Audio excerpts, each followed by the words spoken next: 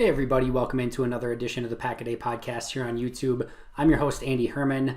You have forced me to go outside of my comfort zone and talk about Taysom Hill today because everyone seems to have a Taysom Hill take. Do I want to be talking about Taysom Hill? I do not.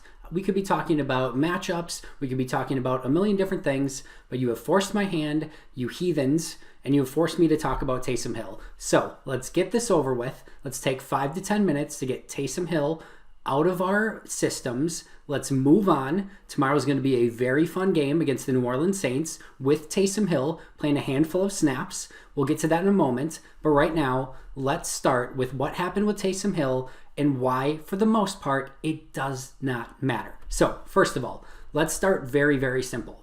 Did the Packers make a mistake by releasing Taysom Hill, letting him go on waivers, and having the Saints sign him? Yes, they made a mistake. Should they have kept him on the roster? Yes, they should have.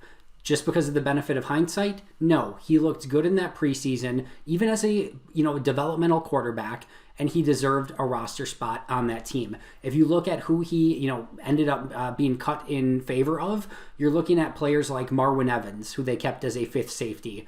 Spent a couple years on the roster as a special teams player. Devontae Mays, the fourth running back, probably kept mostly because he was a draft choice. They probably could have cut bait. He had one of the worst stat lines in Packer history, 7 rushes, 1 yard, 2 fumbles, and that's it. So they probably could have moved on from Devontae Mays at that point, and they kept Taysom Hill. They probably could have chosen between Jeff Janis and Trevor Davis, and instead of keeping a 6th receiver, kept Taysom Hill instead.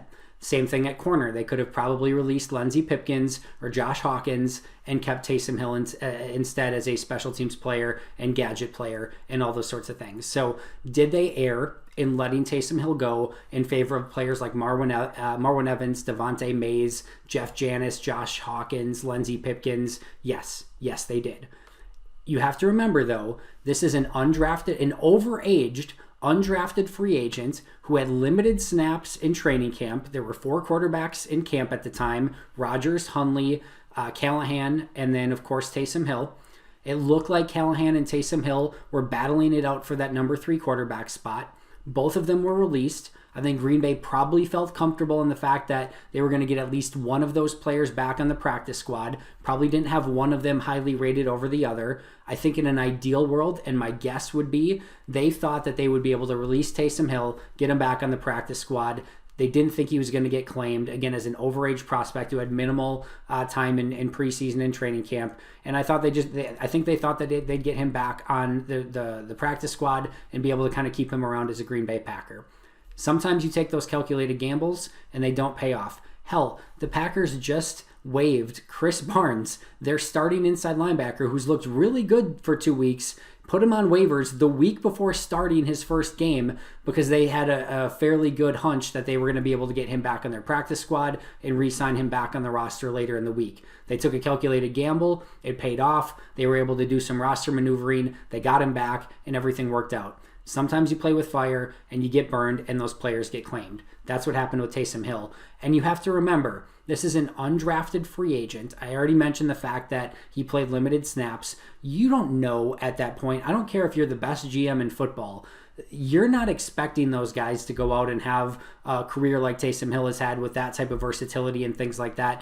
You're just trying to see what type of upside and potential he has. And to be fair to Ted Thompson and the Packers, it's not like Taysom Hill had this ridiculous amount of upside. I don't think they had any real fear that if they lost him, they were losing this blue chip player. If he turned out, he probably ended up being a good player, which he has turned out to be, but nothing that alters the franchise from there on out. So I think they took a calculated gamble. I think it's the right calculated gamble to take. It didn't pay off, and sometimes that happens. But let's talk about Taysom Hill for a moment and what he brings to the table. Super versatile player. I love watching him play. I love watching Sean Payton scheme what he can do. And that type of versatility that Taysom Hill brings to the table for the New Orleans Saints has a ton of value.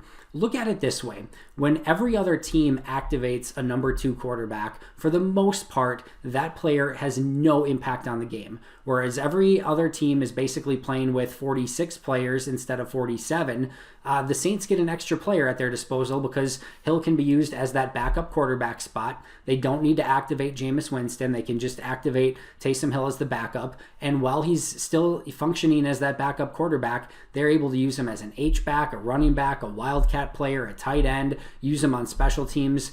That type of value for what is your backup quarterback on game days and actually getting real snaps out of him, that has a ton of value to it. That type of versatility also has a ton of value. You're usually keeping maybe one special teams player on your roster, and that player, like a Jarrett Bush, is basically going to be relegated to special teams duty only. That's going to be their focus, and they may not be able to help you on offense or defense. They're just a core special teams player. And Taysom Hill, again, he can be a backup quarterback. He can be used in some wildcat formations. They use him in so many different ways. Also, it takes some wear and tear off of Drew Brees. You don't want him running QB sneaks. You certainly don't want him running QB power. There's just certain things that at this age Drew Brees can't do. Having a player like that in Taysom Hill just gives defenses a different thing that they have to think about and game plan for that they wouldn't if Drew Brees was the only quarterback. So I want to start here by saying that Taysom Hill absolutely has value. That being said, let's look at Taysom Hill's career numbers. Just what has Green Bay lost by moving on from Taysom Hill when they probably shouldn't have? All right, he is 7 of 14 all-time as a quarterback for 157 yards, 0 touchdowns, and 1 interception. All right, I think Green Bay can live without that stat line. As a runner, he has 69 carries, 373 yards, and 3 touchdowns. All right, that's great. That's giving you basically what like a number 4 running back would give you through the course of a couple seasons. It's not that big of a deal that they lost out on that. He has 23 receptions, 252 yards, and he does have 6 touchdowns receiving. Is that a nice stat line? Yes. Is that something that you're heartbroken about because they moved to another team and now he has 6 receiving touchdowns? No, you're okay. He has 12 special teams tackles. Okay.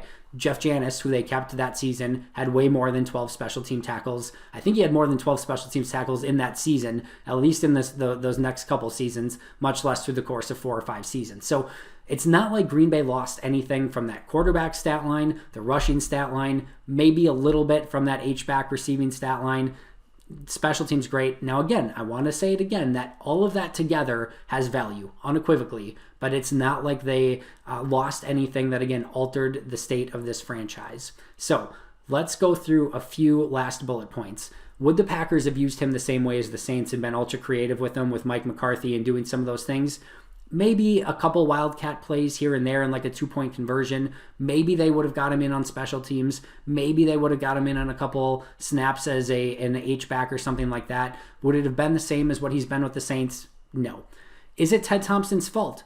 Partially, yes. It's your job as a GM to keep your most talented players. But as you cut down to 53 players, the coaching staff has a ton of say in that. And my guess, and I'm not in the room, but my guess is that Mike McCarthy was the one saying, hey, I don't need a third quarterback. Rodgers is going to play 100% of the snaps. Brett Hundley's our backup. I don't need this Taysom Hill guy. He probably didn't think of using him too much on special teams or as an H-back. He would have been their 4th tight end. They just signed Martellus Bennett and Lance Kendricks to be their top 2 tight ends. They still had Richard Rodgers. So I don't think he's going to be used too much in that regard. So I just don't think Mike McCarthy had a role for him, and he probably said, hey, I would rather have a couple of these other guys that are actually going to help this season than a guy like Taysom Hill. So I kind of put more blame on Mike McCarthy and probably what he wanted than I would on Ted Thompson. So I'm not blaming Ted Thompson for this. Again, he was an undrafted free agent with limited snaps. I don't think you can make a full evaluation of a player in that short period of time. And did they get it wrong? Yes, they got it wrong. Is it a big deal? No. Lastly, if you had to measure the players that Green Bay let go a little bit too early, Casey Hayward, Micah Hyde, Lawrence Guy, Greg Van Roten, there's way more players than Taysom Hill that would have made a much bigger difference than all of the talk that Taysom Hill gets throughout the course of the year. Long story short, do I think this altered the Packers' history one iota, any way, shape, or form? Would they have had an extra Super Bowl by now? Would they have had an extra playoff win? No. Let's put this to rest. Let's go watch an amazing Sunday night football game with Taysom Hill in it. Enjoy what he does. It's a lot of fun to watch and see what he does. He wouldn't have changed the Packers. That does it for me. Make sure to check out Mark, Paul, and Jason on a much better episode of the Pack-A-Day podcast that I don't think touches base at least as much on Taysom Hill. Don't make me talk about this topic again. I got to get out of here because I have 10 seconds left. I'll see you tomorrow. Go Pack Go.